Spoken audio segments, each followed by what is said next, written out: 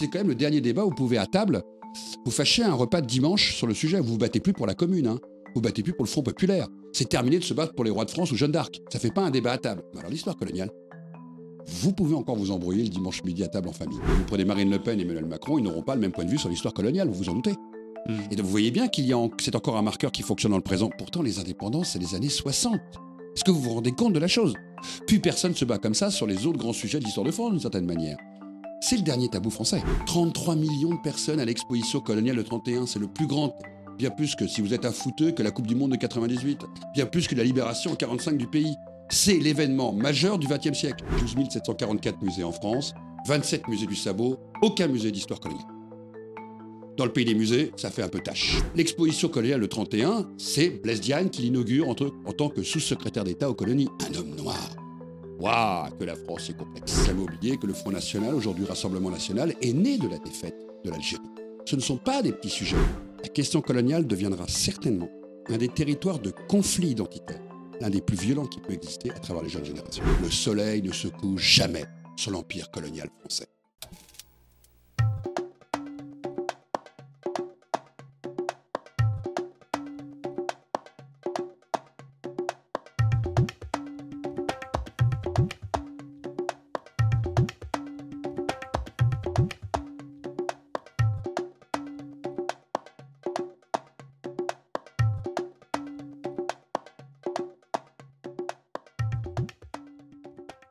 Bonjour, c'est Ahmed, alias Jugurtha au micro. Vous écoutez le 21, le podcast du club 21e siècle. Aujourd'hui, nous avons le plaisir d'accueillir Pascal Blanchard pour le premier épisode de ce podcast. Pascal Blanchard, bienvenue. Merci, bonjour. Vous êtes, pour les personnes qui ne vous connaissent pas, un des historiens français les plus reconnus sur les questions coloniales et postcoloniales, chercheur au crime à Lausanne et co-directeur du groupe de recherche HAC. Vous avez consacré votre carrière à explorer l'impact profond de la colonisation sur notre société contemporaine, auteur de nombreux ouvrages devenus références comme La France au noir, La fracture coloniale ou encore Les guerres de mémoire, et notamment votre dernier ouvrage, François Mitterrand, le dernier empereur. Vous vous êtes particulièrement intéressé aux représentations coloniales et à leur persistance dans notre imaginaire collectif. À travers vos livres, documentaires et expositions, vous interrogez notre rapport au passé colonial et son influence sur les débats actuels autour de l'identité nationale, bien sûr l'immigration et bien entendu l'intégration. C'est donc avec un grand honneur qu'on vous accueille aujourd'hui pour décrypter avec nous cette question brûlante. Passé colonial, carburant politique, pourquoi la réconciliation tarde à venir? Pour commencer, j'aimerais juste poser le décor. Et pour cela, j'aimerais commencer notre conversation par un parallèle historique frappant. En 1453, Constantinople tombait aux mains des Ottomans, faisant basculer de facto les principales routes commerciales de l'époque sous contrôle musulman. Cette pression extraordinaire poussa 39 ans plus tard la couronne d'Espagne à financer un certain Christophe Colomb, afin qu'il trouve de nouvelles routes commerciales, et 81 ans plus tard, la France a envoyé Jacques Cartier remonter le Saint-Laurent. L'effet papillon a fait que ces petites expéditions ont engendré un basculement géopolitique majeur et ont posé les premières pierres de 5 siècles de domination occidentale sur le monde à travers son projet colonial. Ma première question pour vous. Aujourd'hui, avec l'initiative chinoise des nouvelles routes de la soie et de la reconsolidation des échanges routiers dans le continent eurasiatique, ne sommes-nous pas témoins d'un nouveau basculement historique similaire? La France et l'Occident sont-ils en train de revivre à rebours ce moment charnière où les équilibres mondiaux se redessinent fondamentalement? Vaste question. On se croirait en train de donner un grand cours à la Sorbonne à des étudiants pour les faire réfléchir sur la naissance et la fin des empires.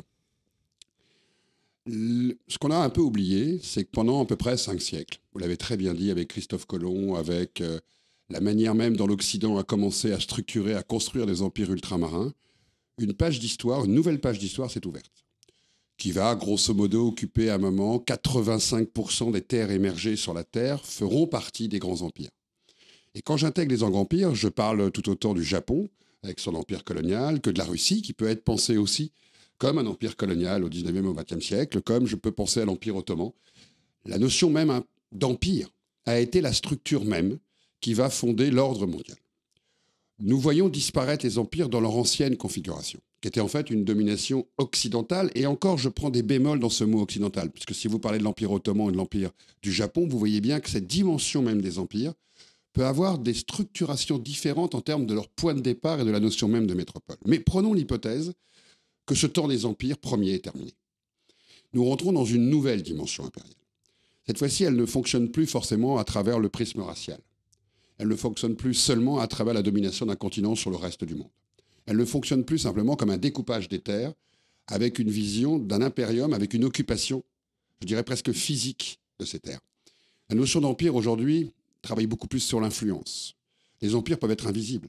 Ils peuvent tout simplement être de puissance économique.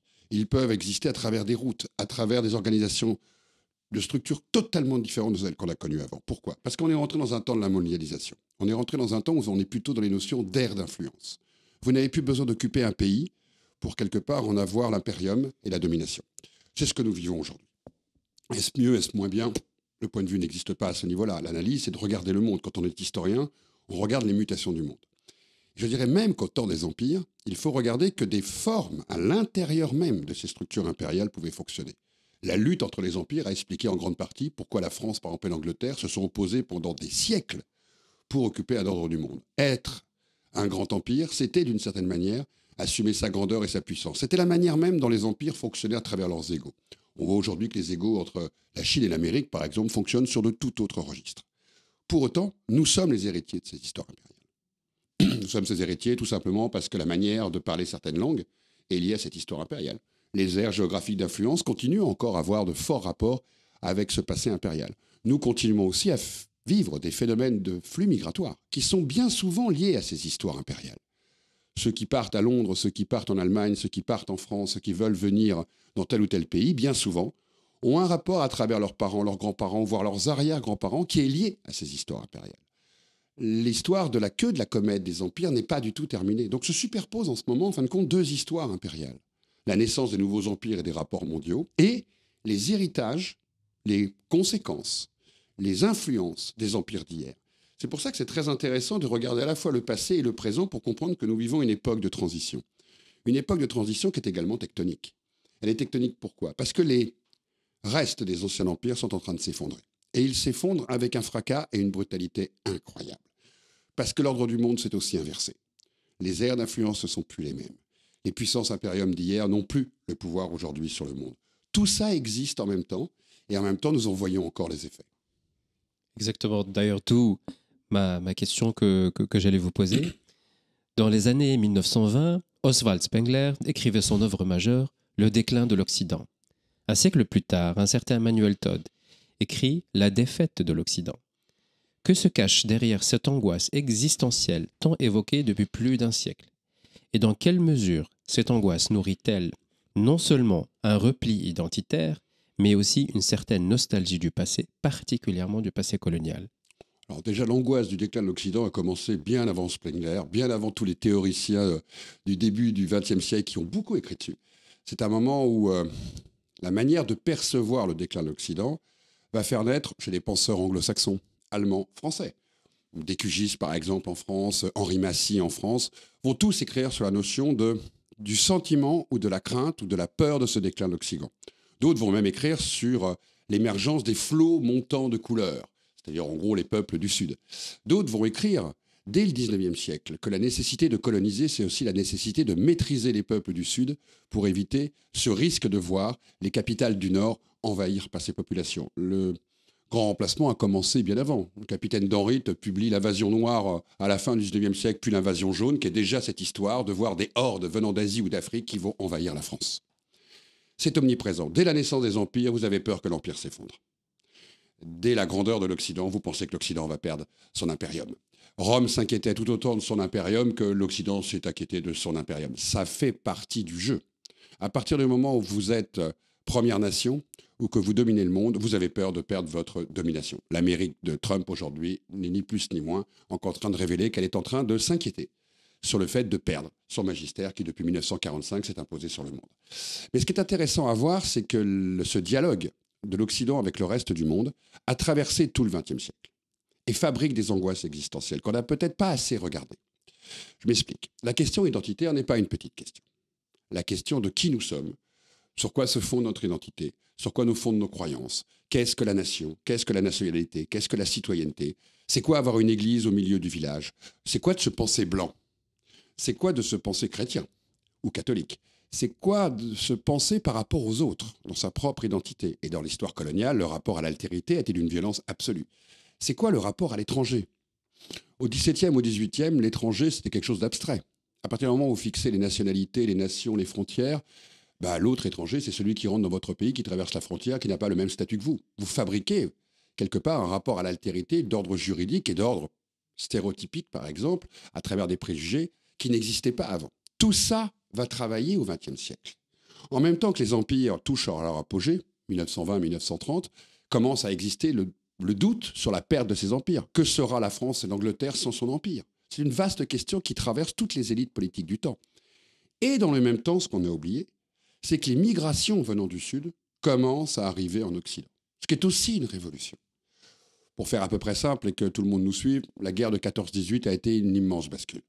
Une immense bascule parce que plus d'1 million d'hommes non blancs arrivent en Europe pour faire la guerre. Et que dans le même temps, plus de 700 000 hommes, très peu de femmes, vont venir pour travailler dans les usines et dans les champs.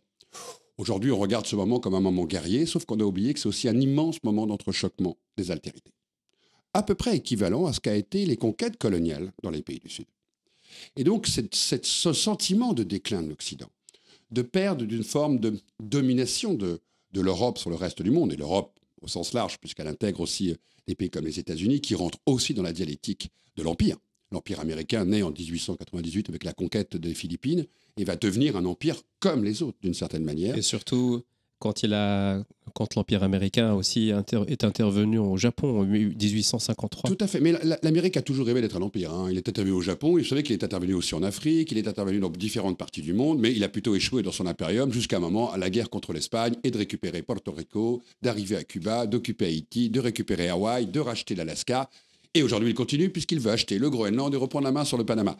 L'Empire américain ne s'arrête jamais. C'est une des facondes que Trump nous l'a appris en reprenant McKinley comme modèle, qui était le chef d'État de la fin du 19e siècle et du début du 20e siècle aux États-Unis, qui est le premier rempereur, en gros, de cet empire américain naissant. Tout ça se fabrique en même temps.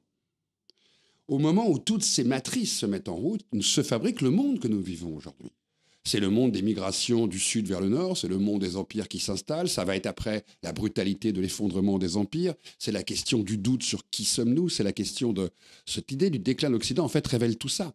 C'est pas juste la peur de quelques vieux blancs assis sur leur fauteuil qui ont le sentiment qu'ils vont perdre leur magistère, c'est ça. C'est aussi plein d'autres choses. C'est toutes les théories raciales du temps qui, à la fin du 19e siècle, vont complètement fabriquer les imaginaires des populations. En gros, pour faire à peu près simple, un blanc du début du XXe siècle pense qu'il est une race supérieure parce qu'on lui apprend à l'école, parce qu'il le lit dans les livres savants, parce qu'il a été au zoo humain voir une exhibition et qu'il aurait vu les sauvages. Parce que d'une certaine manière, c'est l'ordre du monde qui s'écrit à travers cette vision d'un Occident dominateur. Et en même temps, il commence à être remis en question par les intellectuels du Sud. Il commence à être remis en question par le mouvement du monde. Il commence à être remis en question parce que des soldats du Sud viennent participer au conflit du Nord. Il commence à être remis en question parce que l'ancien ordre esclavagiste est en train de s'effondrer partout. Il commence à être remis en question parce que d'un seul coup, l'Europe se pose des questions sur elle-même. Est-ce qu'il est logique dans des pays comme la France qui promeuvent d'une certaine manière les droits de l'homme, d'avoir le droit de dominer d'autres hommes qui n'auraient pas le même statut que nous dans le pays des droits de l'homme? C'est quand même très paradoxal. Toutes ces questions émergent au début du XXe siècle. Certains les visent comme il faudrait, quelque part, développer une sorte de vision protectionniste, de protéger l'Occident de sa domination. D'autres commencent à douter et se questionnent.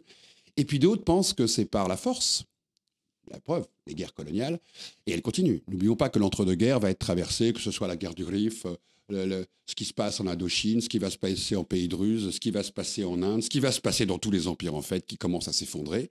Le doute est omniprésent en même temps que les empires connaissent leur apogée.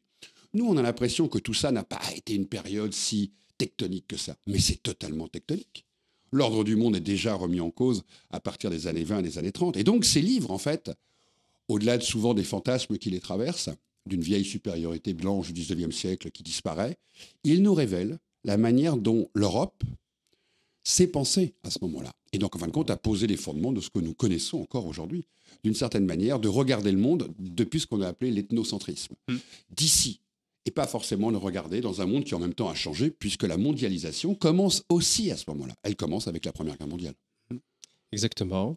Maintenant, on va passer du ton long au ton court. Nous voilà en 2025.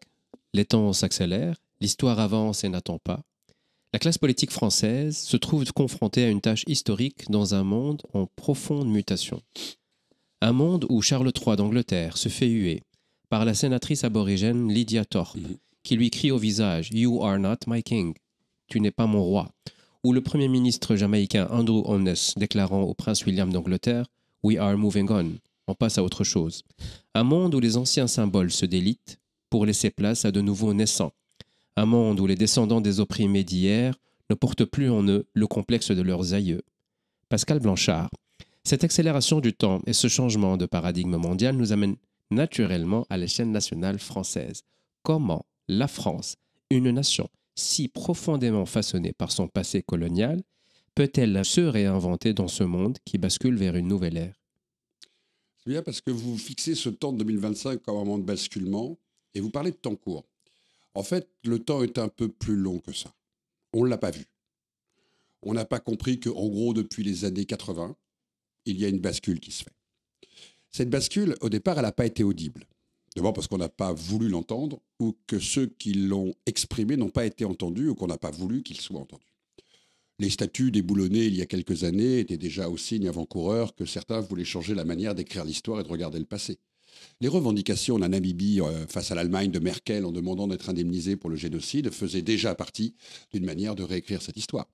La manière dont, il y a quelques décennies, Fanon écrivait que le rapport de l'Occident au monde devait changer aurait dû nous inciter à imaginer qu'il allait se passer quelque chose.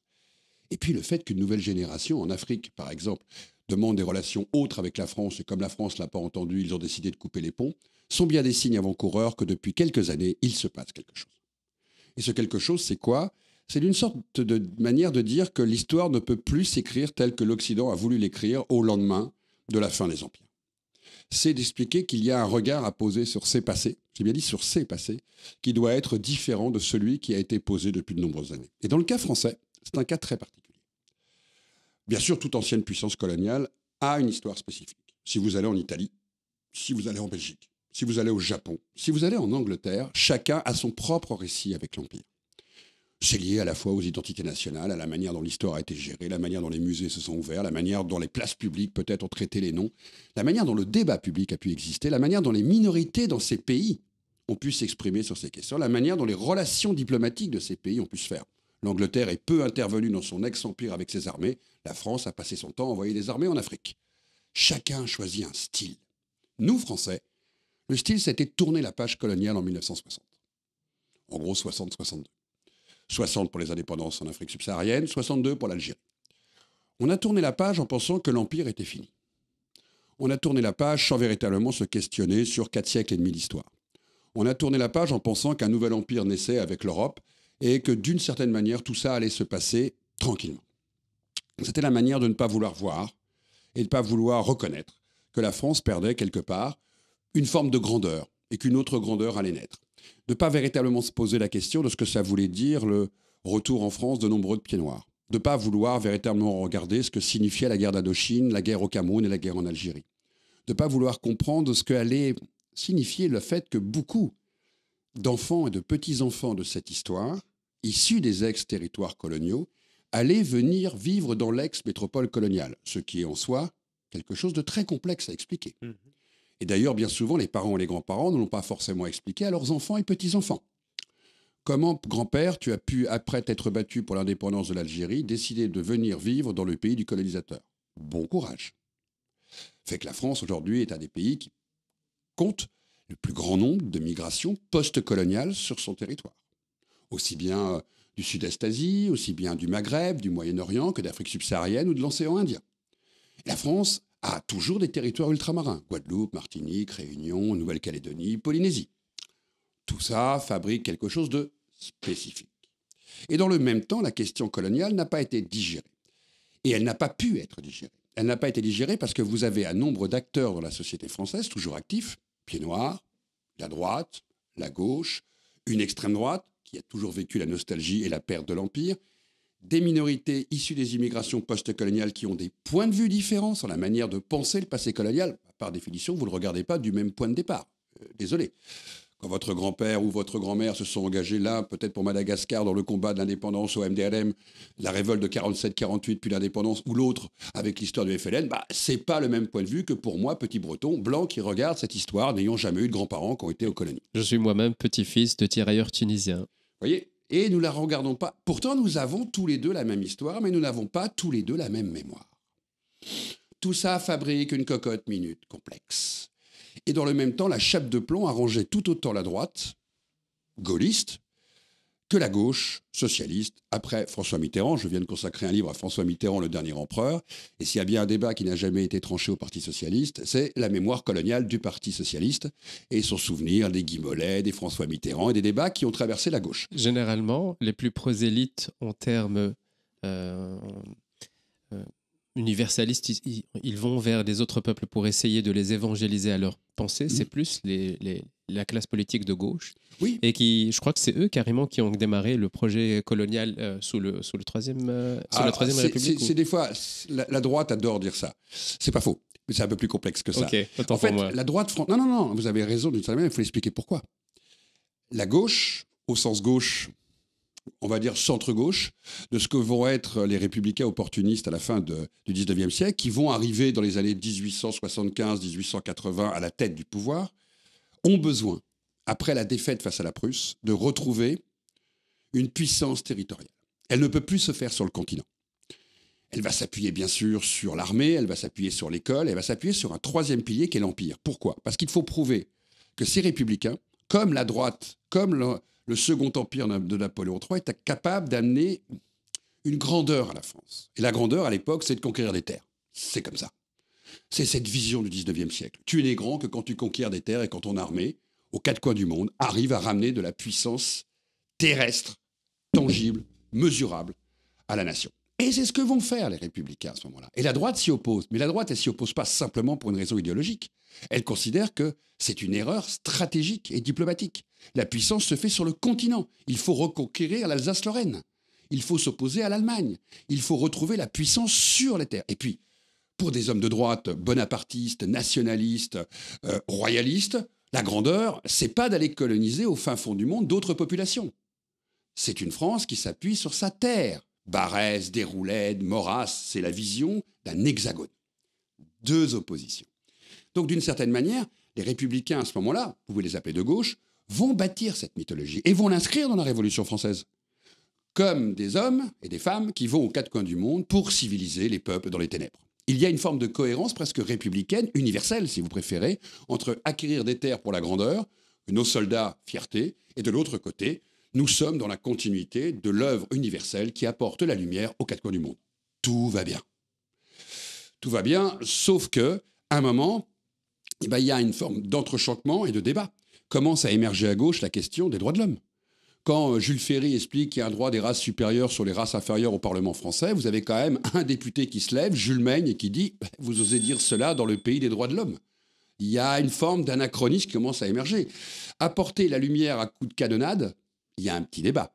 Apporter la lumière mais qui n'amène pas le droit, c'est-à-dire l'inéquité au nom de la couleur de sa peau entre les individus dans l'espace républicain, c'est paradoxal. C'est la peur du nombre. Vous parliez du déclin tout à l'heure. Je vous rappelle que certains considéraient quand même que c'était un peu bizarre si on avait donné des droits à tous de se retrouver avec un Parlement où il y aurait eu plus d'Asiatiques, plus de Maghrébins, plus d'Africains, plus d'Antillais que de petits blancs de métropole. La droite, dans le même temps, va progressivement être convaincue par cet empire. 14-18, nous battons l'Allemagne. Et ce nous, il est fondamental. C'est la France, avec ses colonies, vont vaincre l'Allemand. Puis après, c'est la grandeur, 1920-1930, l'exposition coloniale. La France étale ses richesses, deuxième empire colonial au monde. Cette phrase incroyable que tous les enfants de France ont entendue, le soleil ne se couche jamais sur l'empire colonial français. Ça devient aussi une grandeur de droite.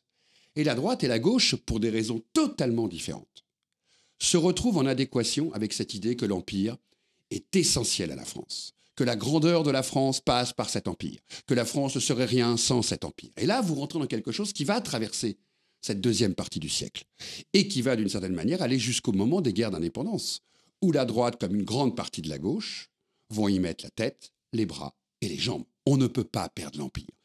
Tout le monde a oublié que la plus longue guerre de la France, c'est de 1945 à 1962. Ce n'est pas une guerre, c'est les guerres de décolonisation en forme qu'une seule. Plusieurs, certes, fronts, l'Indochine, le Cameroun, Madagascar, l'Algérie, la Tunisie, le Maroc, Djibouti, la Guadeloupe 1967. C'est long. Parce qu'on ne peut pas perdre ce que l'on pense comme essentiel à la nation. C'est tout ça que nous récupérons. Et c'est pour ça que la droite et la gauche vont, d'une certaine manière, depuis les années 60, refuser d'ouvrir la boîte de Pandore de la mémoire coloniale. C'est tectonique. C'est questionner la France en ce qu'elle a fait. C'est questionner la France sur son récit. C'est questionner le rapport de la France à l'ailleurs. C'est parler à des populations à l'intérieur du territoire français, aussi bien en Outre-mer que dans l'Hexagone, d'histoires, quelque part, certes, identiques, mais avec des mémoires totalement contradictoires. Comment mettre dans le même récit le pied noir, le harki, le petit-fils de colonisateur, le petit-fils de celui qui a été se battre pour la guerre d'Algérie en appelé, celui qui vient de Madagascar, celui dont les grands-parents sont venus d'Algérie et étaient au FLN, celui qui a dû quitter l'Indochine communiste dans les années 70. Et bien d'un seul coup, on ne sait pas faire. Et le silence semble la réponse à apporter à une demande en fait de mémoire. Pourquoi ? Parce qu'aujourd'hui, les gens de ma génération, comme les gens de votre génération, questionnent le passé. Ils ont parlé avec leurs grands-parents, ils ont ouvert les albums de famille, ils ont commencé à vouloir comprendre ce qui s'était passé. Puis ils regardent les manuels scolaires, ils regardent la manière dont on en parle, ils disent « Il est bizarre mon pays ». C'est une histoire qui a près de 5 siècles. Il y a entre 40 et 45% des Français qui ont eu un lien avec ce passé, qu'il soit familial, qu'il soit territorial, qu'il soit lié à l'histoire de ses grands-parents, et on n'en parle pas. Tiens, c'est bizarre ce pays. Il n'y a toujours pas de musée d'histoire coloniale qui raconte cette histoire alors que d'autres pays en ont. Tiens, c'est bizarre ce pays qui fait qu'on a encore un ministre de l'Intérieur qui s'excite sur le passé de l'Algérie et la France, que nos relations diplomatiques sont compliquées avec le Niger, avec le Burkina Faso, avec le Mali, et puis que la question coloniale revient. Tiens, c'est marrant ce pays, le seul au monde, où on a un candidat à la présidentielle en 2017 qui nous explique que la colonisation est un crime contre l'humanité. Longtemps après, il en parle encore. Donc on parle d'un sujet sans jamais l'appréhender, l'aborder, lui trouver des solutions. Comprendre qu'on a un récit qu'il va falloir travailler au corps. Et on est quand même le seul pays où vous pouvez encore avoir des candidats à la présidentielle qui s'opposent sur le passé colonial. François Fillon qui nous explique en pleine campagne qu'il n'y a jamais eu de guerre au Cameroun et d'autres qui nous expliquent qu'elle a eu lieu. Incroyable sujet. Il vit un silence de l'institution publique qui a beaucoup de mal à appréhender ces questions. Et de l'autre côté, ce sujet est omniprésent dans nos consciences et dans nos inconscients. Les statuts déboulonnés, des jeunes décoloniaux qui revendiquent un autre récit. On sent bien que le poids du passé colonial nous titille de notre rapport à la diversité. Et dans le même temps, on n'arrive pas à en faire un sujet de réflexion nationale, comme ont pu faire les Allemands. Merkel a fait un très très bon travail en Allemagne, c'est pas ça. Comme les Belges viennent de le faire, avec une commission pendant 2 ans qui a réfléchi au passé colonial. Comme les Anglais le font à leur manière.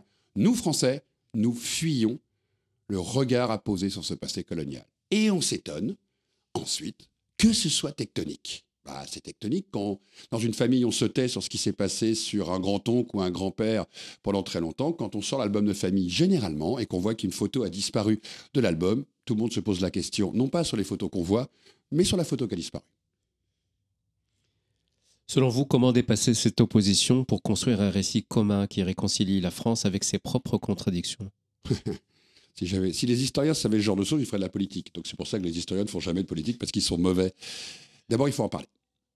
Moi, je fais partie de cette génération qui est arrivée sans aucune appréhension de la question. D'ailleurs, on m'a souvent posé la question, mais pourquoi vous travaillez là-dessus ? Il n'y a pas de raison. C'est l'histoire de France.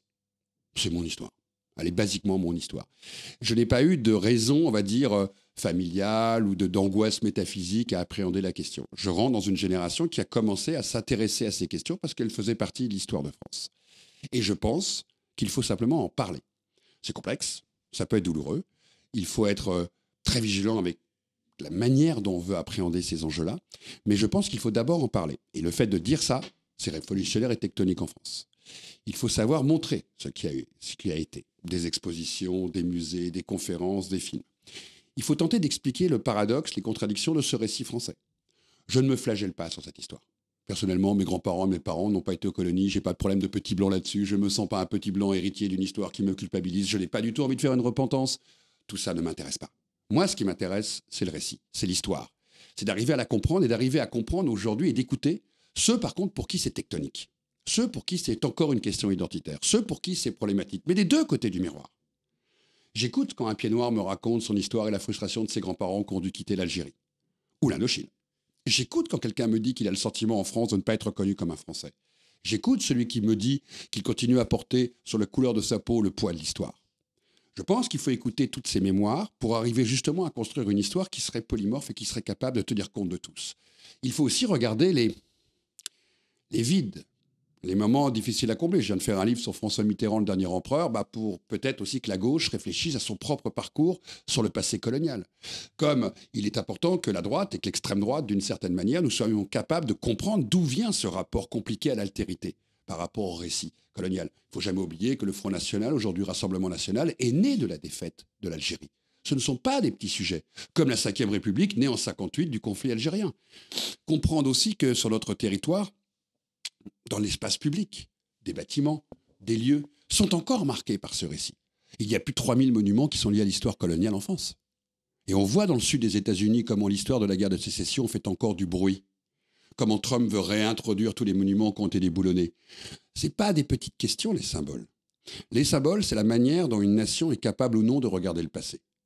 C'est la manière dont une nation est capable de gérer les frustrations de certains, dont elle est capable d'en parler. On le sait tous. Pourquoi on va chez son psy? Pour parler. On ne va pas chez son psy pour se taire. Excusez-moi, sinon ça coûterait un peu cher pour du silence. Je pense que la France doit être capable de faire cette introspection sur elle-même. Et ça veut dire aller très loin sur certains sujets. Quand je dis qu'il faut faire un musée d'histoire coloniale, c'est pas parce que je pense que les musées vont sauver les âmes. C'est parce que je pense que montrer les choses, expliquer les choses, pouvoir faire qu'un enseignant emmène des élèves dans un musée, dans une institution muséale, avec des élèves qui ont peut-être par leurs parents et leurs grands-parents des parcours extrêmement différents. C'est de comprendre qu'on a une histoire commune à travers ça. Nous parlons de 5 siècles d'histoire, vous l'avez dit tout à l'heure. Le moment où un quartier s'est perdu sur les rives du Saint-Laurent au Canada en 1534. Cette histoire, elle n'est pas née hier. Elle explique beaucoup de notre identité collective. Elle explique beaucoup de nos frontières. Elle explique beaucoup de nos imaginaires. Elle parle de la France, tout autant qu'elle parle des autres pays concernés par ce sujet. Il est temps d'écrire cette histoire en commun. Et quand je dis ça, je dis que c'est autant utile pour un pays comme le Vietnam, pour l'Algérie, pour Madagascar, pour le Mali, pour la Guadeloupe, pour la Martinique, pour des territoires qui vivent soit encore au cœur de la République, soit qui ont été un moment dans l'Empire colonial français, parce que cette histoire, elle fascine encore notre relation au monde. Elle fabrique toujours la manière dont nous nous pensons et nous nous regardons. Et c'est complexe, si vous n'avez pas les clés d'un pulse, vous ne pouvez pas le reconstituer. Si il vous manque des éléments tangibles pour arriver à comprendre comment tout ça s'est fabriqué, vous ne pouvez pas avancer dans le futur. Très souvent, les gens me disent « mais mes grands-parents n'ont pas été là-bas ».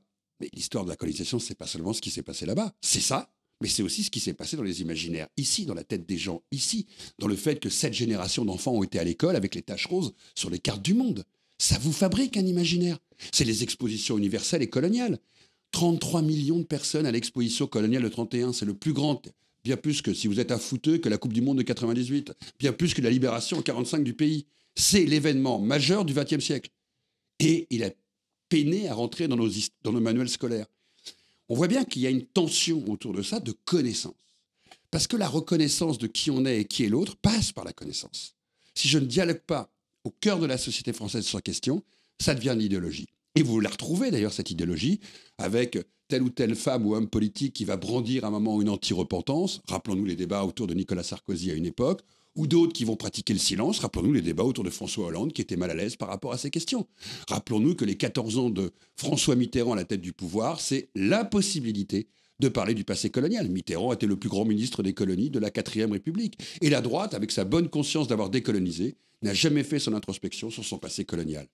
Au final, vous vous retrouvez dans une situation d'une sorte de grand hiatus et de grande difficulté d'une pièce du pulse qui vous manque. Et nous en sommes là. Et notre génération n'ayant pas vécu ces événements, ni vous ni moi, on peut se permettre de prendre un peu de distance. On peut commencer à se permettre de questionner ce passé. Et de le faire ensemble. Quand je fais une expo au Quai Branly sur les os humains avec Lilian Thuram et Nanette Snop, nous venons de 3 cultures différentes tous les 3, et ensemble nous regardons un récit pour amener au public une compréhension de ce récit. Et c'est ça qu'il faut faire aujourd'hui. Et c'est complexe. C'est complexe parce qu'il y a encore en fait des enjeux dans le présent. Il y a encore ce que certains vont appeler de l'idéologie. Derrière ça, c'est comment la France se regarde, comment la France se pense, quel a été ce rapport de la France au monde. Parce que nous ne sommes pas un petit pays. Nous sommes un pays qui a une relation avec le deuxième empire colonial au monde. Près de 60 pays à l'ONU aujourd'hui ont un rapport lié au passé colonial avec la France. Nos enjeux diplomatiques, économiques, de grande puissance sont liés à ça. Et je dirais même, la manière dont la France va se penser au XXIe siècle va être liée en partie à cette manière de digérer ce passé. Et on l'a vu. L'incapacité d'Emmanuel Macron, qui avait pourtant joué sur ces enjeux, la mission sur l'Algérie avec Benjamin Stora, le travail avec Ramondi sur le Cameroun, le discours de Ouagadougou sur les biens culturels, un certain nombre d'éléments montraient qu'il allait peut-être avoir un changement. Et au final, il n'a pas réussi. Il n'a pas réussi parce que l'enjeu était peut-être beaucoup plus tectonique qu'il l'imaginait et beaucoup plus important qu'il ne le pensait au départ. Ce n'est pas une petite question, c'est une question qui va nous occuper. Surtout les angoisses profondes dont on a parlé, qui sont dormantes, d'où ce déclin, qui peuvent nourrir parfois une grandeur passée. Et cette grandeur passée, quand elle a été ressassée, quand elle a été tant rabâchée dans l'inconscient et l'imaginaire d'un peuple, il entrave sa capacité à se réinventer. Et parfois, on se retrouve face à cette difficulté-là. Et c'est pour ça que je voudrais d'ailleurs en venir à ma question d'après. C'est la réconciliation des mémoires semble particulièrement complexe dans notre contexte électoral actuel. Les générations qui ont vécu cette période coloniale directement sont celles qui votent le plus, tandis que les jeunes générations, souvent plus critiques, s'abstiennent davantage. Comment sortir de cette impasse démocratique où le poids électoral renforce le statu quo mémoriel? Je ne serais pas d'accord avec vous. Okay. D'abord, pourquoi voulez-vous réconcilier les mémoires? C'est une très jolie phrase, mais pourquoi? Vous avez le droit de ne pas avoir la même mémoire que moi. Pourquoi voulez-vous qu'on se réconcilie? Ce qui est important, c'est de se réconcilier sur l'histoire. C'est d'arriver à comprendre que nous avons une histoire commune, mais vous avez le droit à votre mémoire, j'ai le droit à la mienne. Ma mémoire n'a pas forcément besoin de se réconcilier avec la vôtre. Votre mémoire vous appartient, cher ami. La mienne m'appartient. C'est mon récit, c'est la manière dont je digère ça, c'est la manière peut-être dont je le vis, avec des fois des frustrations, peut-être des rancœurs, la manière dont mes grands-parents ont pu vivre un statut d'infériorité. J'ai le droit d'avoir une mémoire vive sur ça et pas forcément être d'accord avec vous. Mais par contre, l'histoire nous rassemble, elle est commune, nous parlons la même langue. C'est pas parce qu'un jour des cigognes sont passées dans le ciel qu'ils vous ont déposé le français que vous avez appris le français, c'est l'histoire. Nous avons des moments d'histoire commune. Nous les regardons peut-être pas de la même manière, mais c'est là-dessus que nous avons à travailler. Gardons nos mémoires. Par contre, acceptons que nos mémoires peuvent vivre dans leurs différences dans un espace du commun. Par exemple, un musée, par exemple des manuels scolaires, par exemple des documentaires, par exemple des films, par exemple un podcast. C'est ça qui fait la richesse de nos mémoires. Pourquoi voulez-vous que les Allemands et les Français ont la même mémoire de la Seconde Guerre mondiale? Leurs mémoires sont encore opposées, mais maintenant ils ont écrit l'histoire en commun. C'est l'histoire qui nous rassemble, ce n'est pas les mémoires.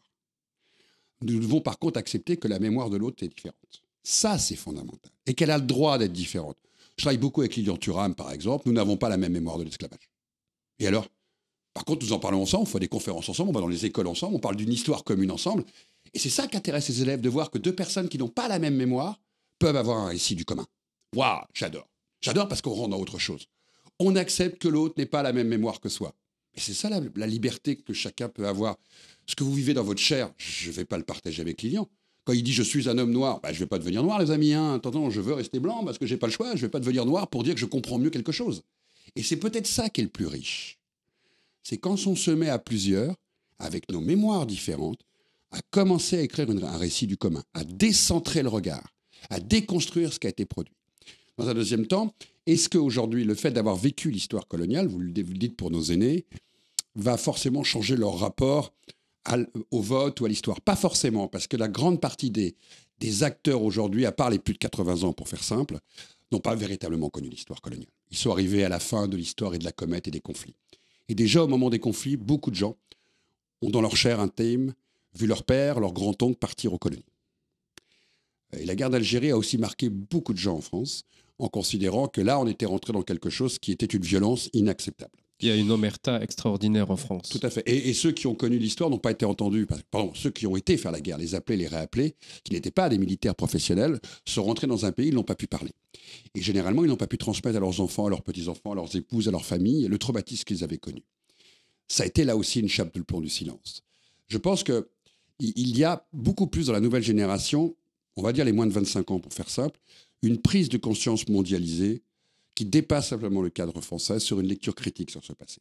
C'est normal. Les romanciers ont fait leur boulot, en fait. Mabankou, Leila Slimani, Génie et plein d'autres. Les intellectuels ont fait leur travail. Les enseignants ont fait leur boulot. Les grands cinéastes ont fait leur travail avec des grands films sur ces questions, et bien plus souvent américains d'ailleurs que français. Parce qu'en France, on a du mal à regarder ça. Mais il y a eu des grands films aussi français. Les Rachid Bouchareb ont fait leur job.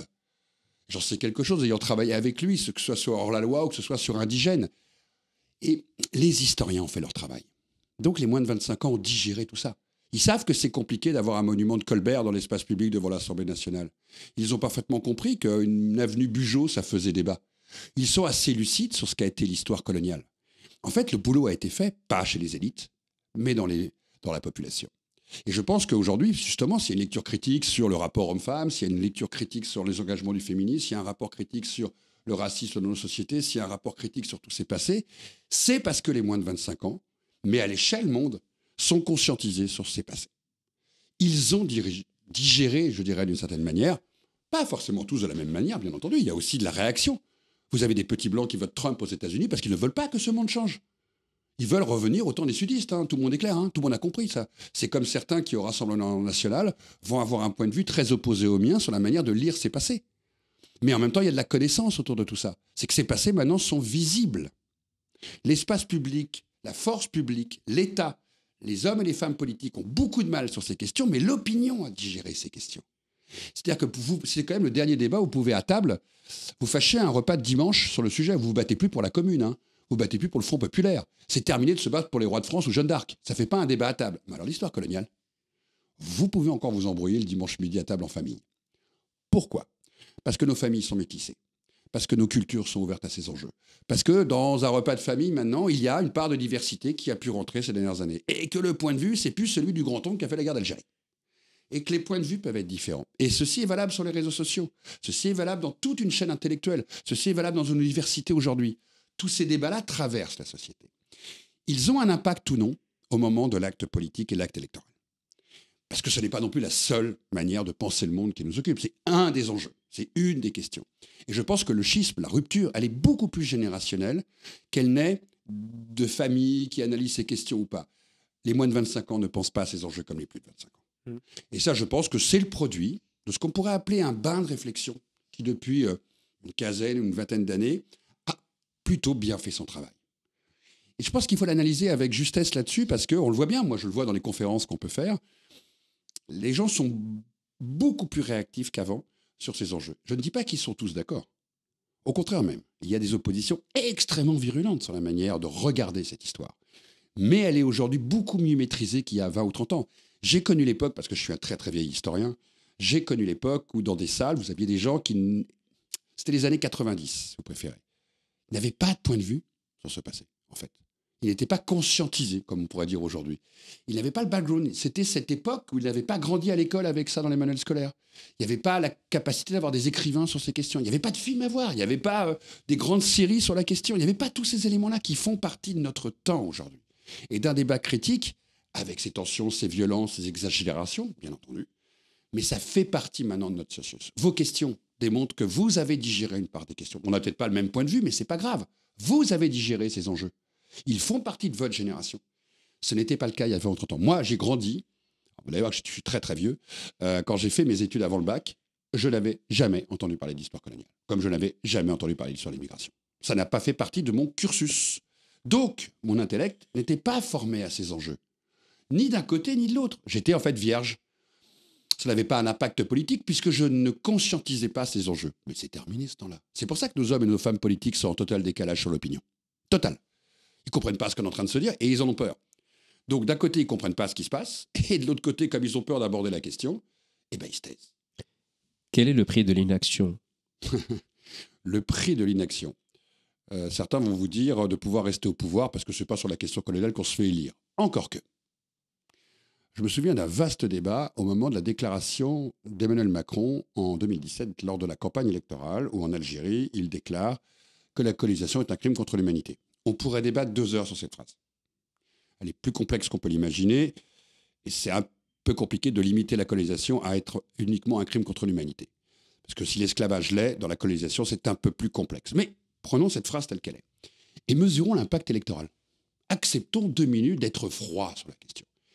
Qu'est-ce qu'a gagné Emmanuel Macron avec cette phrase et qu'est-ce qu'il a perdu ? Il a certainement perdu, aujourd'hui on l'estime, 2% d'électeurs de centre-droit qui pensent encore que la grandeur coloniale de la France est importante. Mais à ce moment-là, il bascule dans les sondages. À ce moment-là, il passe devant Fillon. À ce moment-là, il passe devant tout le monde.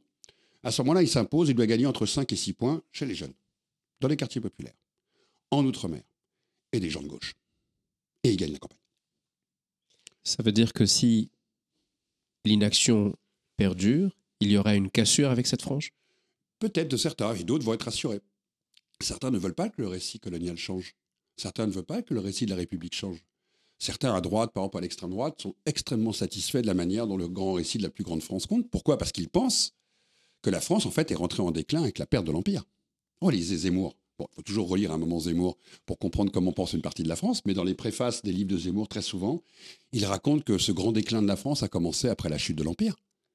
Pour beaucoup, l'Empire colonial, c'est la grandeur. C'est les taches roses sur les cartes. C'est le moment où la France était influente. Vous avez une vision avec un point de départ, d'autres en ont une autre. Ils considèrent que la grandeur impériale, quand les femmes étaient dans les cuisines et les noirs dans les champs de coton, c'était la grandeur de la nation. Pardon de le dire, mais certains partagent ce point de vue. Le rapport de force, il est là sur comment on va écrire notre récit du commun. Et dedans, il y a des oppositions. Il faudrait être aveugle pour penser qu'il n'y en a pas. Donc quand vous posez la question que ce n'est pas un enjeu politique, c'en est un. Si François Fillon déclare à un moment que la France n'a jamais fait la guerre au Cameroun en pleine campagne électorale, il y a une raison. Si Nicolas Sarkozy fait un discours à Toulon, dans sa campagne électorale, où nous parle de la repentance et quelque part de la grandeur de la France, il y a une raison. Pardonnez-moi de le dire, mais ces enjeux, en fait, existent en politique. Et ce sont des marqueurs que l'électorat entend ou voit. C'est des instruments qu'ils utilisent d'une manière très consciente? Mais bien sûr, vous rigolez quoi? Les hommes politiques et les femmes politiques sont parfaitement conscients de ce qu'ils disent. Ne les prenons pas pour ce qu'ils ne sont pas. Ils savent très bien que ce sont des marqueurs extrêmement forts parce qu'avec une petite phrase, et Emmanuel Macron ne la prononce pas par hasard, ils savent très bien qu'ils vont être entendus sur cet enjeu-là. En une phrase, vous prenez un postulat de votre manière dont vous pensez votre nation. Et cet enjeu est encore un enjeu politique, c'est la preuve. La France est quand même un des rares pays qui est capable encore d'avoir 2 candidats ou 2 candidates qui vont s'opposer pendant des heures sur ce point de vue. Si vous prenez Marine Le Pen et Emmanuel Macron, ils n'auront pas le même point de vue sur l'histoire coloniale, vous vous en doutez. Et donc vous voyez bien c'est encore un marqueur qui fonctionne dans le présent. Pourtant, les indépendances, c'est les années 60. Est-ce que vous vous rendez compte de la chose? Puis personne ne se bat comme ça sur les autres grands sujets de l'histoire de France, d'une certaine manière. C'est le dernier tabou français. Oui, mais si la pression ne vient pas de l'intérieur, elle viendra forcément de l'extérieur. C'est pour ça que j'ai posé le débat au début, avec un monde qui change. Oui. Si demain, par exemple, l'extrême droite prend le pouvoir et que ce récit d'un glorieux passé l'emporte sur la frange politique actuelle, et qu'ils sortent au monde pour affronter le monde de 2026, 27, 28 avec ce récit-là, sans marché captif, sans ressources naturelles pas chères, sans main-d'œuvre pas chère, ne risque-t-il pas d'avoir un anachronisme et d'être réellement choqué par une réalité, ou alors on ferait l'autruche et on reviendrait chez soi? Bon, ça tombe bien, vous avez Donald Trump qui nous donne l'exemple parfait de ce que vous venez de raconter. Excusez-moi, vous venez de décrire ce qui se passe aux États-Unis actuellement. La mainmise de Donald Trump sur les grands musées du Smithsonian Museum, la mainmise sur les universités, l'interdiction de travailler sur la diversité, le féminisme ou le passé colonial, ou la question de l'esclavage, la volonté aussi de se couper avec un certain nombre de pays en imposant une vision blanche du monde. Tout ça, on l'a avec Donald Trump, donc on sait ce que ça donne. En même temps, vous voyez que ça ne marche pas si bien que ça.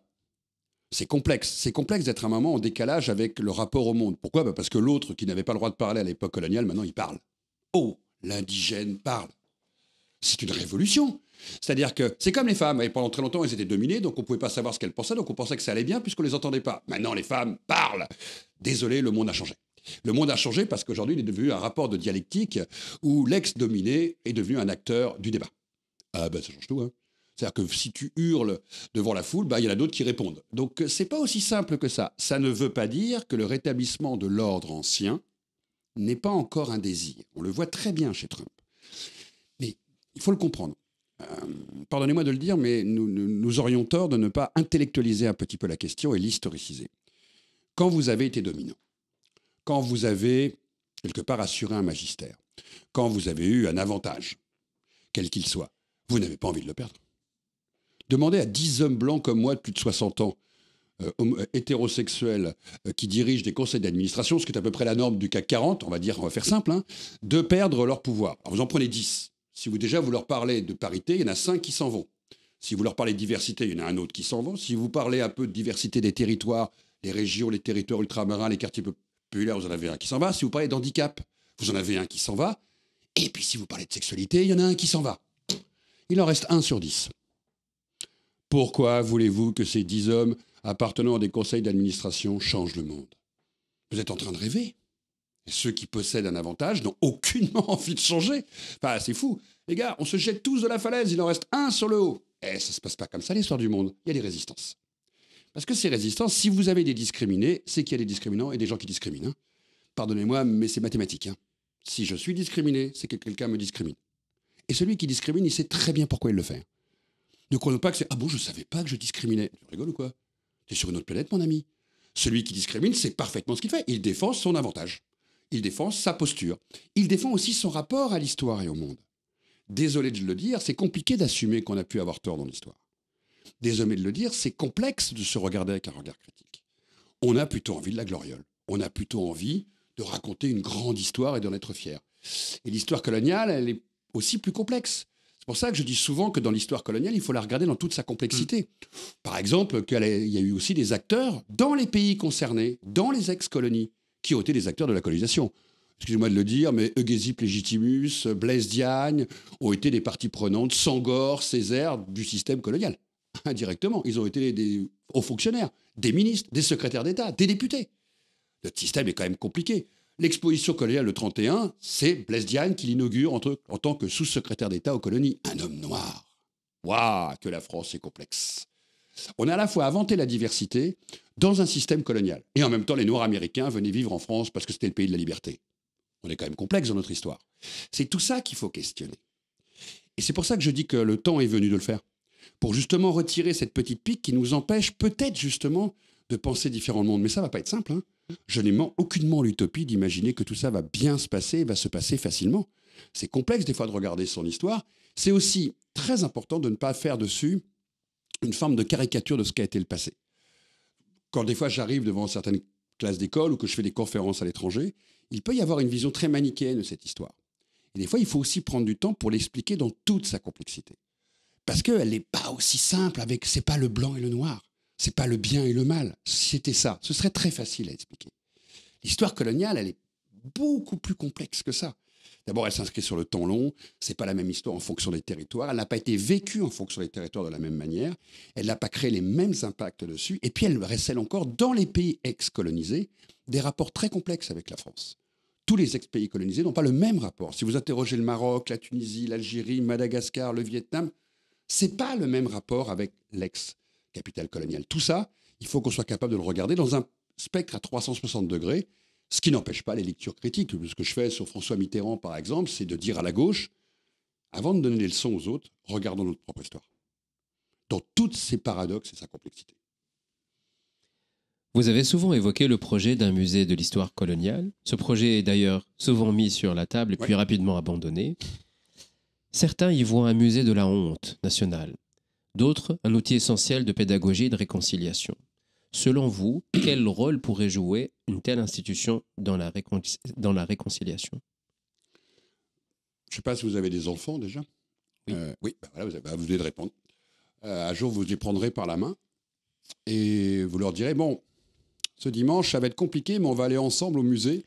Surtout que mon fils a un grand-père qui a fait la guerre d'Algérie et qu'il a un grand-père qui était tirailleur pour la France. Donc un Tunisien tirailleur. Et l'autre, c'était un Rochelais qui est allé combattre en Algérie. Donc, et ces deux mémoires-là, est très difficile d'en parler pour lui. Et donc, comme c'est difficile d'en parler, pour lui, pour vous, l'expliquer, rentrer dans toutes les complexités, vous allez lui dire, tiens, on va aller voir l'histoire de la famille au musée. Vous allez ouvrir la porte du musée et vous allez commencer avec lui à remonter le temps. Le pourquoi. Quand est-ce que ça a commencé? Comment ça s'est passé? Les contradictions de cette histoire. Les moments de grandeur aussi. Les moments de conflit. Monte Cassino, ce qui s'est passé, 14-18, les tranchées, puis des choses beaucoup plus complexes, l'exposition coloniale, le paradoxe, la propagande, la violence, des conquêtes. Par exemple, les enfumades en Algérie, puis la violence des guerres d'indépendance.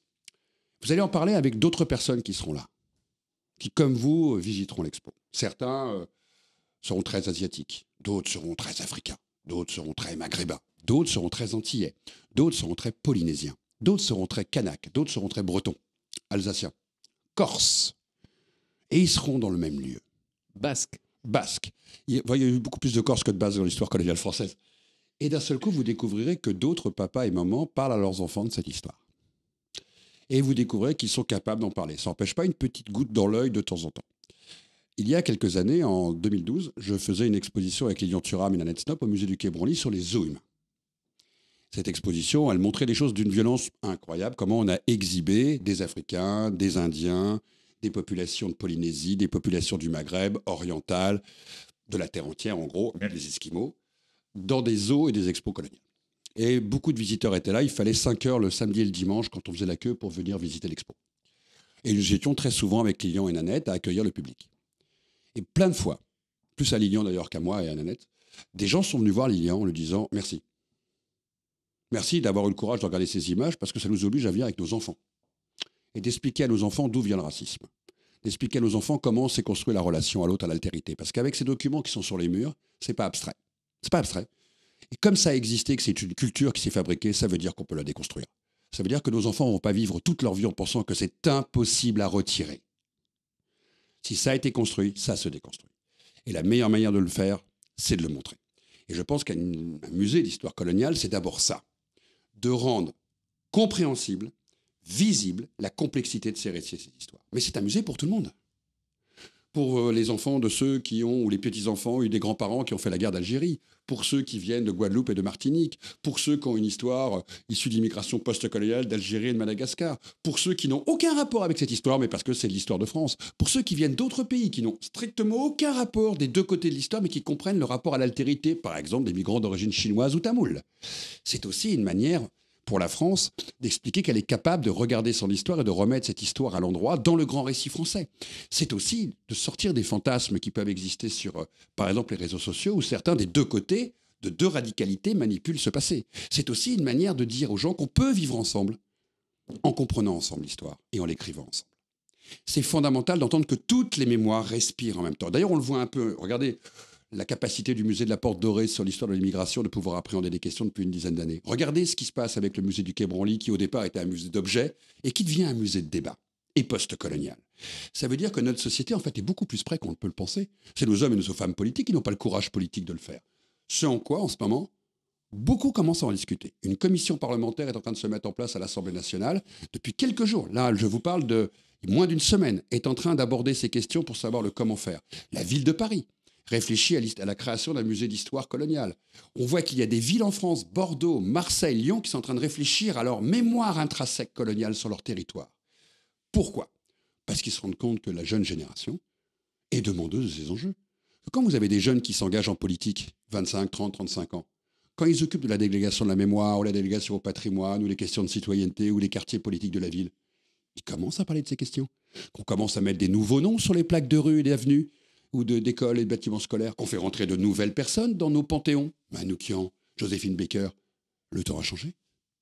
Le temps a simplement changé, mais il faut des lieux, surtout pour qu'un enseignant explique à une classe dont la diversité des origines peut être incroyable aujourd'hui avec 32 élèves. Avec 32 élèves, vous écrivez l'histoire de France. De pouvoir tous les emmener en même temps dans un musée. Et pouvoir dire à ces élèves, votre histoire n'est pas marginale, elle vient enfin de rentrer au musée. Vous ne faites pas partie d'une sorte de Spoutnik qui n'atterrit jamais sur la Terre. Votre récit est là, comme Jeanne d'Arc est là, comme Louis XIV est là, comme Colbert est là, comme l'histoire de la Commune est là, comme l'histoire du Front populaire est là. Vous rentrez dans une histoire de France. Certes, vous n'y êtes pas rentré par la grande porte. Mais vous y êtes rentré.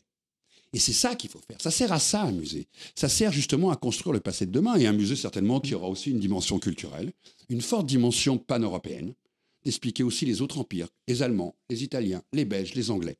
Un musée aussi pour les touristes. Pour tous ces touristes qui viennent dans le pays des musées. Petit détail, il y a 12 744 musées en France, 27 musées du sabot, aucun musée d'histoire coloniale. Dans le pays des musées, ça fait un peu tâche. C'est aussi une manière de dire à tous ceux qui visitent la France, ça fait partie de notre récit. Ça y est, on a compris. On a conscientisé ça. Oui, ce sera compliqué de le bâtir. Oui, ce sera compliqué d'arriver à monter des expos dedans. Mais cette complexité-là, elle n'est rien face à l'impact tectonique du silence, de la frustration et des conflits identitaires. Je préfère, quelque part, prendre le risque de savoir comment faire, comment avancer, comment le bâtir, comment le construire. Et j'ai entendu, moi j'en suis à mon 7e président de la République qui m'explique que c'est pas possible, donc je suis rodé. Et à chaque fois, les raisons, elles leur semblent très bonnes. Oui, ça va être compliqué. Ah, ça paraît impossible. L'opinion publique n'est pas prête. Les opinions sont quand même divergentes sur la question. C'est quand les opinions sont divergentes sur la question qu'il faut faire des musées. C'est quand l'opinion publique n'est pas prête qu'il faut peut-être le faire pour justement aller vers l'avant. C'est peut-être temps d'arrêter de prendre des prétextes d'hier, du silence, pour justement bâtir quelque chose qui nous permet ensemble de sortir des conflits identitaires. Je me rappelle d'un vieux ministre de l'Éducation nationale, qui est toujours d'ailleurs un ministre actif, qui m'avait un jour expliqué que cette histoire, il fallait mieux la mettre sous le boisseau parce qu'on n'allait quand même pas raconter à ces enfants de France qu'on avait fait à leurs grands-parents. Ça risquait de faire brûler des voitures dans les quartiers populaires. En même temps, je lui avais répondu qu'on n'attendait pas de faire des musées pour brûler des voitures dans les quartiers populaires. Donc, ça vaut peut-être la peine de se poser la question aujourd'hui un peu différemment. Et justement de concevoir que... Et un musée, c'est pas seulement un musée. Quand vous faites rentrer l'histoire au musée, c'est que d'un seul coup, vous êtes prêt à penser l'éducation nationale sur ses enjeux, à penser le domaine de la culture, à penser les grandes expositions, à faire que ce sujet, d'un seul coup, rentre dans la normalisation du rapport à la mémoire. La preuve, désolé, on l'a fait sur d'autres questions. Nous ne parlons plus de la même manière de la Shoah et de Vichy depuis qu'il y a des institutions culturelles dans ce pays qui en parlent. Le travail continue, il ne s'arrête jamais. Mais au moins maintenant, il y a des institutions publiques où vous pouvez emmener les élèves, vous pouvez discuter avec eux, vous pouvez travailler avec ces musées ou avec ces mémoriaux, vous pouvez justement irriguer le savoir. Et vous savez qu'il faut recommencer à chaque génération. Si on n'accompagne pas les professeurs sur ces enjeux, la question coloniale deviendra certainement un des territoires de conflits identitaires, l'un des plus violents qui peut exister à travers les jeunes générations. Vous avez parlé de courage politique. Est-ce que vous pouvez formuler une recommandation que vous pouvez donner à la classe politique s'ils appliqueraient demain, pousserait ce dossier un peu en avant? Comme je pense qu'il faut toujours être de la démonstration par la preuve, je conseille d'abord à des élus locaux, dans les grandes villes de France, à faire déjà le travail chez eux. C'est très facile de dire à l'État de faire, quand soi-même on ne fait pas. Alors je vais être très direct avec vous. Il y a des traces coloniales à peu près dans toutes les plus grandes villes françaises. À La Rochelle, à Nantes, à Bordeaux, à Rennes, à Marseille, à Lyon, à Lille, à Roubaix, à Metz, à Angers. Toutes les villes que je vous cite ont eu des expos coloniales. Vous vous en rendez compte? Vous ne le savez pas. Alors Paris, j'en parle même pas. Paris, c'était la capitale coloniale pendant 50 ans avec, tous les 5 ans, une grande exposition. Déjà faire le travail sur les territoires. Pourquoi? Parce que vous parlez de proximité. Parce que vous parlez aux gens de ce qu'il y a dans leur bâtiment, tel bâtiment où il y a l'école coloniale, la grande mosquée, le droit de l'expo coloniale, le palais de la Porte Dorée. Les choses sont encore là. Les traces sont toujours là. Les noms dans les villes sont encore là. Rien n'a bougé. La place publique, là encore. Si vous allez dans le moins de petits villages, il y a encore des monuments coloniaux dans les petits villages de France. Déjà, faire le travail dans la proximité. Pourquoi? Parce que c'est là que, quelque part, la prise de conscience commence. C'est là de comprendre que sa ville, son territoire, a eu ce rapport à l'ailleurs. Et que ce rapport ne s'est pas encore effacé. Et là, vous pourrez après dire à l'État, il va falloir aller plus loin. Si vous ne commencez pas chez vous, c'est trop facile. Ma première recommandation, c'est celle-là. Et on le voit qu'il commence à y avoir une génération de maires aujourd'hui, beaucoup plus jeunes, sous l'influence souvent de leur conseil de citoyens ou du conseil municipal ou de l'équipe qui est en place, qui commencent, tant bien que mal, à appréhender ces questions. Avec difficulté parce qu'ils ne savent pas comment faire en fait. Sortir du silence, c'est super complexe. Mais en fin de compte, il faut regarder autour de soi. Regardez comment la ville de Paris, par exemple, a travaillé l'avenue Bugeaud et la décision qui a été prise. Voilà, c'est des exemples comme ça, mais il faut aller beaucoup plus loin. Il faut aller beaucoup plus loin parce qu'à un moment, il faut déjà que les gens comprennent que dans leur proximité, l'endroit où ils vivent, ces traces sont toujours là. Elles sont toujours vives. Elles sont omniprésentes, en fait. Et que le travail commence par ça. Et on l'a très, très bien fait sur les lieux de mémoire. On sait l'importance des lieux de mémoire. On connaît l'importance de travailler. Très souvent, je suis au jardin d'acclimatation de Paris, dans le 16e arrondissement, dans le bois de Boulogne, qui reçoit peut-être 1,2 million, 1,3 million, 1,4 million d'enfants par an, pour se divertir. Et on s'était énormément battu avec la ville de Paris il y a quelques années, pour inaugurer une plaque, pour quand même rappeler que là-bas, c'est l'endroit où il y a eu le plus d'exhibitions de zoos humains au 19e, au 20e siècle dans la capitale. Ça ne veut pas dire que ça doit être omniprésent au point d'empêcher des enfants de s'amuser dans l'espace, mais qu'il n'est pas possible de s'amuser dans l'espace sans rappeler ce qui s'est passé avant. Parce qu'au même endroit, un siècle plus tôt, on exhibait des hommes et des femmes et des enfants. C'est très important. C'est comme ça que vous construisez la mémoire. Vous le savez comme moi, on a su très bien le faire par rapport à d'autres événements de l'histoire de France. Rappeler qu'un lieu de mémoire, ça se respecte. De rappeler qu'un endroit, il a pu se passer un événement important. Pourquoi on met des plaques sur les bâtiments, à votre avis? C'est pour qu'on se rappelle. Pourquoi on fait rentrer des gens au Panthéon? C'est pour qu'on se rappelle. Pourquoi on donne un nom de rue? C'est pour qu'on se rappelle. Et pourquoi on doit se rappeler? On doit se rappeler parce qu'on doit savoir d'où on vient. Si vous oubliez les petits cailloux que vous avez semés pendant des siècles de qui vous êtes, vous allez nulle part. Et vous perdez. Parfois, dans des familles, ce qui est plus dangereux, c'est plus le non-dit que le dit. Je pense fondamentalement, et on le sait au niveau des traumatismes, par exemple, quand il y a eu des violences sexuelles, quand il y a eu des abandons, quand il y a eu des sales affaires de famille dont personne n'a voulu parler. Et on sait que le jour où ça éclate, généralement, c'est tectonique. Et on le sent.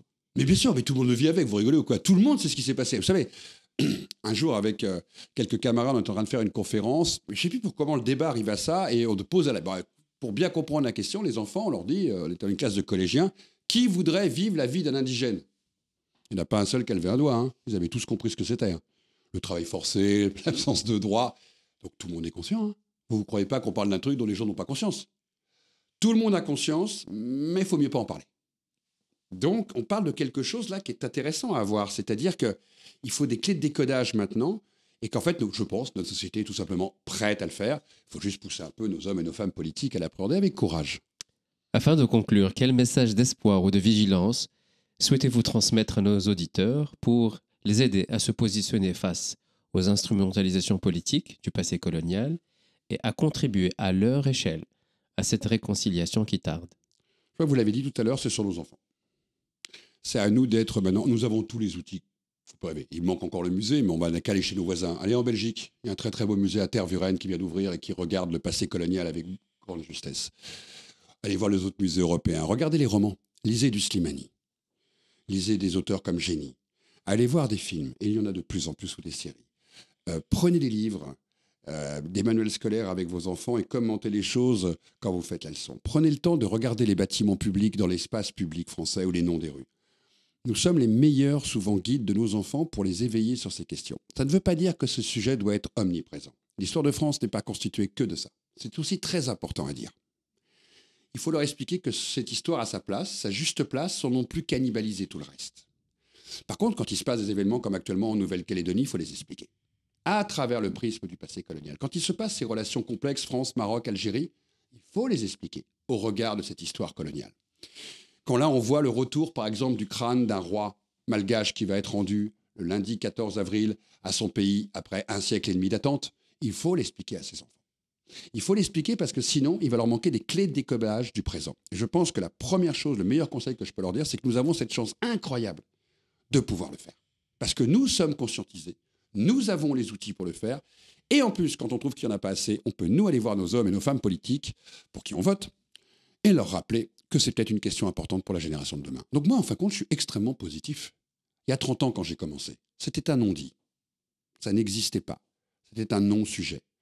Un non-sujet, ça ne veut pas dire qu'il n'y avait pas une nostalgie de l'écriture qui dominait. Au contraire. Personne venait contester l'idée dominante dans la société française que, en fait, tout ça, c'était des ponts, des routes et des écoles que la France, sympathiquement, avait été construit au bout du monde. Alors, je rappelle qu'on peut construire des ponts, des routes et des écoles sans coloniser un pays. Et donc, tout ça, maintenant, on peut enfin le dire. Et donc, je suis, en fin de compte, extrêmement positif. Parce que maintenant, ce débat, il est possible. Il est audible. Et d'une certaine manière, il devient de plus en plus politique. Donc moi, je positive sur cet enjeu. Je positive aussi en voyant cette nouvelle génération de chercheurs qui arrive aujourd'hui. Et les sujets qu'ils choisissent. Ça y est. Ils ne sont plus comme nous, on était des défricheurs, en fin de compte, d'une époque où c'était très complexe de travailler sur ces questions. Moi, la plupart de ma génération a dû aller faire des études et après, surtout, des postes à l'étranger. Travaillant sur le colonialisme français. Hein. Petit sujet paradoxal, mais ils sont à Johannesburg, à Los Angeles, à New York, à Chicago, à Lausanne ou à Bruxelles. C'est plus le cas. Cette génération maintenant arrive dans nos universités, dans nos laboratoires de recherche. Elle arrive en plus avec un dynamisme incroyable, avec des sujets qui auraient fait exploser l'université en France il y a 30 ans.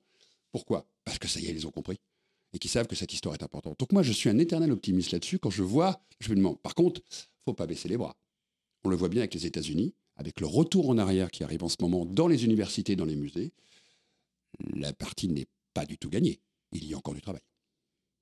Est-ce qu'il y a une question que je ne vous ai pas posée, à laquelle vous aimeriez répondre? Non, peut-être... si, il y en a une qui m'amuse, parce qu'on l'a posée hier soir. On inaugurait le Salon du Livre au Grand Palais. Mm-hmm. Et une jeune femme qui venait dédicacer le livre sur François Mitterrand me dit « Mais pourquoi un homme de gauche écrit un livre sur un homme de gauche, François Mitterrand et l'Empire ?» Et donc j'étais très embêté parce que je ne m'attendais pas du tout à la question et je lui ai dit peut-être parce que quand François Mitterrand, à cette époque-là, était un colonial, la question d'être de gauche et d'être un colonisateur ne se posait pas comme aujourd'hui. Aujourd'hui, c'est un paradoxe et à l'époque, c'était une norme. Elle m'a regardé, elle m'a dit oh. Je lui ai dit madame, je pense que vous allez découvrir que l'histoire de France, des fois, est beaucoup plus complexe qu'on peut l'imaginer. Et justement, c'est la première question que vous avez posée, ce rapport à la gauche, à son passé colonial, est quelque chose qui est encore à découvrir dans ce pays parce que vous l'avez dit, vous l'avez tout à l'heure demandé que c'est quand même la gauche qui, en grande partie, sous le début de la Troisième République, a colonisé. Et en fait, beaucoup sont en train de découvrir ce paradoxe incroyable de notre histoire. Cette dame est repartie avec son livre et je pense avec un questionnement. Et bien, elle m'a aussi très bien questionné dessus. Elle m'a dit, mais et c'est vous qui le faites? Je dis oui, je pense que c'est important justement de regarder, de se regarder aussi dans ses propres récits et ses propres mythes et de savoir, pas se critiquer, mais savoir chercher en nous des fois des parts insondables, complexes et de regarder François Mitterrand. Moi, je suis de la génération qui a connu 81. Vous voyez que je suis un très très vieil historien. Et je pense que c'est très important d'écrire dessus parce que 30 ans après le départ de Mitterrand du pouvoir, ben, on est rentré dans le temps de l'histoire. Et il est temps d'être critique. Si les personnes qui nous écoutent devaient garder un mot en tête de notre échange, ça serait quoi? Que nous sommes rentrés dans un temps positif. Pascal Blanchard, ça a été un vrai plaisir de vous recevoir. Merci à vous. Merci. Merci.